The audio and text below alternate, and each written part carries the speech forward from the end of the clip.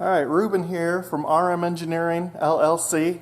We got this Volvo XC90 and the all-wheel drive's not working. It's a V8 model. The rear wheels aren't spinning, so I'm going to try, I think it's the angle gear or angle gear collar. So this is just a video on what I've been doing. I took the ball joints off and let's see, there's not too much light in here, I didn't get that ready. With the ball joints and the sway bar mount. Okay, we loosen the sway bar mount here from the shock, and we loosen the steering joint.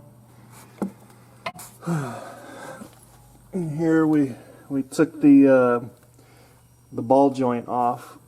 It needed all this stuff, as you can see here. The lower control arm mounts are kind of destroyed. I need to take the cradle or the lower subframe off the car in order to get to the angle gear. So far I've taken the exhaust off the center, so this goes underneath the cradle.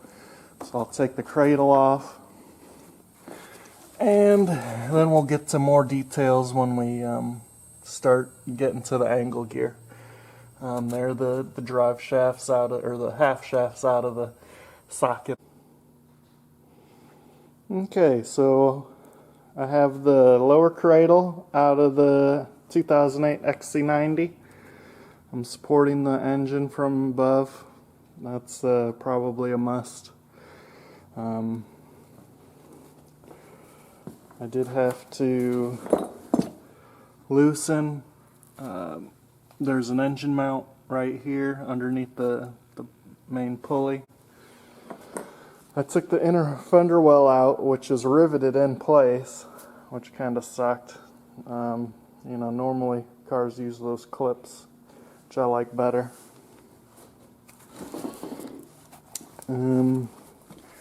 So these two bolts you can get from the bottom, and then this one you have to get through from the top. So that was a little hold up right there. You can see there it's from the top, and the other two are from the bottom, or one. There's the lower motor mount. So hopefully this will give me access to the angle gear. The skid plate also came off with that. I didn't have to take off the bumper. Once the cradle's loose, then the whole thing can slide out.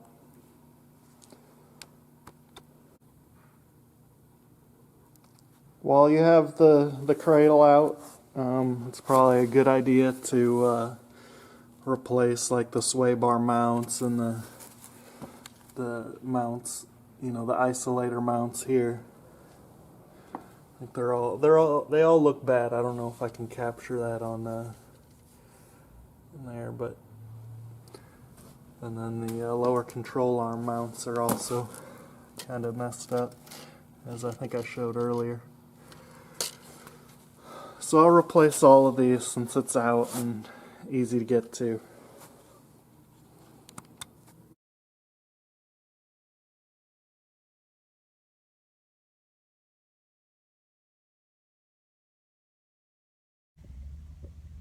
Alright guys, I'm laying on the floor here. Just got the exhaust manifold off. Just that guy right there. And that gives you a clear view of what we're working with. Still got to take off the drive shaft right there. And see, there's a mount where the half shaft went through, kind of like a guard. The half shaft's out.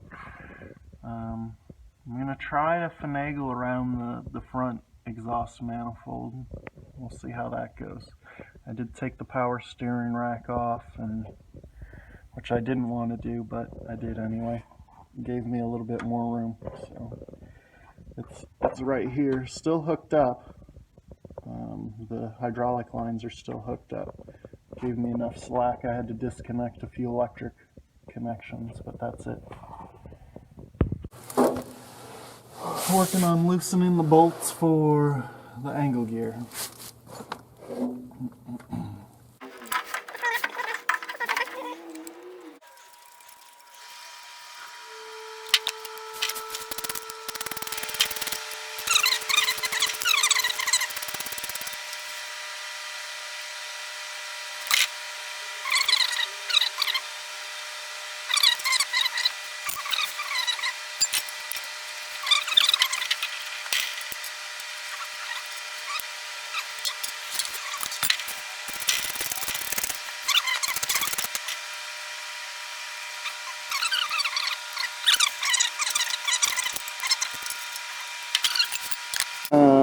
I had to take the radiator out.